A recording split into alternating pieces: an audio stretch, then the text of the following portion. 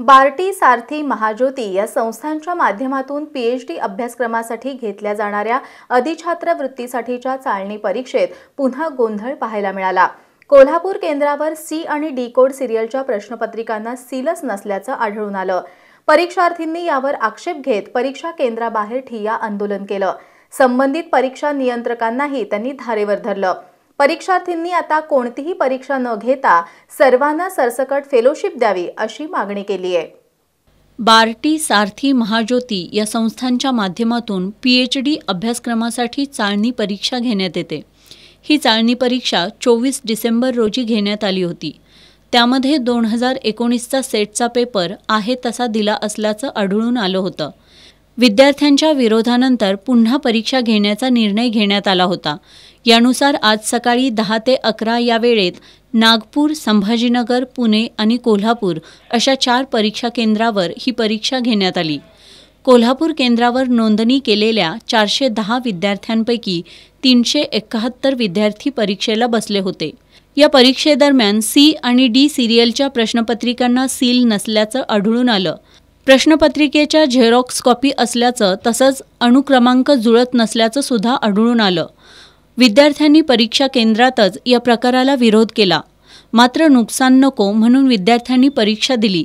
यानंतर बाहेर आल्यानंतर या घटनेचा तीव्र निषेध करत सर्वांनी परीक्षा केंद्राबाहेरच ठिय्या आंदोलन करत जोरदार घोषणाबाजी केली। विद्यार्थ्यांनी आपल्या तीव्र भावना व्यक्त करत आता पुन्हा परीक्षा घेण्यापेक्षा सरसकट फेलोशिप लागू करावी अशी मागणी केली। सेट भवनने जारी केलेली ही ओरिजिनल प्रश्नपत्रिका ज्याला म्हणता येईल अशी ओरिजिनल प्रश्नपत्रिका आहे। या प्रश्नपत्रिकेमध्ये एक सील येतो जो की पेपर सुरू होण्यापूर्वी कोणालाही उघडता येत नाही अशा स्वरूपाचा हा सील असतो आणि हे सीलबंद पेपर ह्या सगळ्या विद्यार्थ्यांना दिले जातात। पण ए आणि बी या सेटसाठी हा सील होता, परंतु आपण जर बघितला तर सी आणि डी हा जो सेट आलेला होता या सेट ह्याच्या प्रश्नपत्रिकेमध्ये अशा कुठल्याही स्वरूपाचा सील त्या ठिकाणी नव्हतं। आपण जरी प्रश्नपत्रिका व्यवस्थित पद्धतीने बघितली तर याच्यामध्ये तिसऱ्या सूचनेमध्ये जो 1 नंबरची सूचना आहे त्याच्यामध्ये स्पष्टपणे असं दिलेलं आहे की जर सील नसेल तर हा पेपर स्वीकारू नये।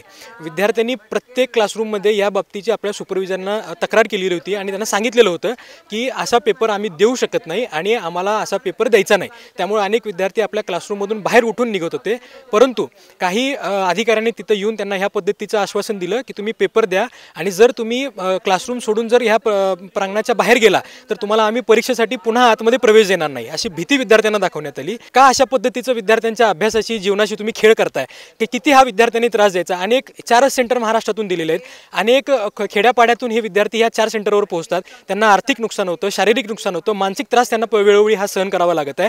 किती दिवस आम्ही हा विद्यार्थ्यांनी सहन करायचा। माझी अशी शासनाला विनंती आहे की या प्रत्येक विद्यार्थ्यांनी या परीक्षा केंद्रावरती येण्यासाठी जो खर्च केलेला आहे ना तो शासनाने देखील त्यांना दिला पाहिजे, कारण आम्ही प्रत्येक वेळी आमच्या स्वखर्चातून आमची परिस्थितीने आम्ही गोरगरीब कुटुंबातून शिकणारे विद्यार्थी आहोत। हा खर्च पण आम्हाला दिला पाहिजे आणि आमची या सगळ्या विद्यार्थ्यांची कडकडून ही मागणी आहे। आम्ही यासाठी पुन्हा रस्त्यावर देखील येऊ की आता ही परीक्षा कुठल्याही परिस्थितीमध्ये पुन्हा घेऊ नये आणि आता ह्या सगळ्या विद्यार्थ्यांना सरसकट फेलोशिप देण्याचा निर्णय हा जाहीर करावा आणि ह्यातून विद्यार्थ्यांची सुटका करावी अशी आम्हाला शासनाला विनंती करायची आहे। या परीक्षेसाठी काही परीक्षार्थी लहान मुलांना घेऊन हजर होत्या।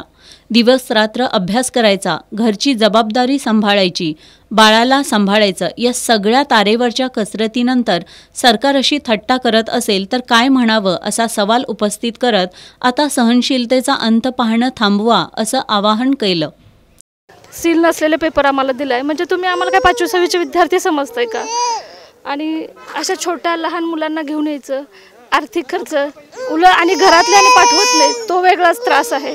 किती दिवस हा त्रास आम्ही सहन करायचा। हे करत असताना सुद्धा आम्ही पीएचडी करतोय तरी तुम्हाला सरसकट फेलोशिप देता येत नाही। मला नाही वाटत की तुम्ही एक्झाम घ्यायलाच पाहिजे, तर एक्झाम रद्द करावी। आता हा खेळकोंडा बंद करावा आणि सरसकट सगळ्यांनाच फेलोशिप द्यावी ही माझी विनंती आहे शासनाला पण, महाज्योती, बार्टी आणि सारथी या सगळ्यांनाच। परीक्षेतील गोंधळाबद्दल परीक्षार्थींनी परीक्षा नियंत्रकांना धारेवर धरलं। सेट समन्वयक प्राध्यापक प्रशांत अनबुले यांनी पुणे विद्यापीठाला हा सगळा प्रकार कळवला असल्याचं सांगितलं। 10 जानेवारी 2023 रोजी सारथी, बार्टी आणि महाज्योतीची परीक्षा ह्युमॅनिटीज बिल्डिंग शिवाजी विद्यापीठ या ठिकाणी आयोजित करण्यात आली होती। या ठिकाणी टोटल 410 विद्यार्थ्यांचं रजिस्ट्रेशन होतं। त्यापैकी 371 विद्यार्थी प्रेझेंट होते, 39 विद्यार्थी ॲब्सेंट होते. त्यापैकी काही विद्यार्थ्यांना सी आणि डी कोडसाठी सील नव्हतं अशी तक्रार केलेली होती आणि ती त्यांची लिखित तक्रार पाहता मी आणि आमचे दुसरे ऑब्झर्वर वस्तुस्थिती पुणे विद्यापीठाला कळवलेली आहे. मागील अनेक महिन्यांपासून सारथी, महाज्योती, PhD संशोधक विद्यार्थी आपल्या मागण्यांसाठी आंदोलन करतायत. सरकार मात्र त्यांच्या तोंडाला पानं पुसण्याचं काम करतंय. आपलं नुकसान नको या भीतीनं परीक्षार्थी परीक्षा देण्यास तयार झाले. मात्र 24 डिसेंबर आणि आजच्या घटनेवरून परीक्षार्थींच्या भविष्यासाठी शासन किती जागरूक असेल हेच दिसून येते. अशा पद्धतीच्या घटनांमुळं या सर्व विद्यार्थ्यांना मानसिक ताणतणावाला सामोरं जावं लागतंय. त्यामुळं शासनानं याचा विचार करून योग्य तो निर्णय घेणं गरजेचं आहे.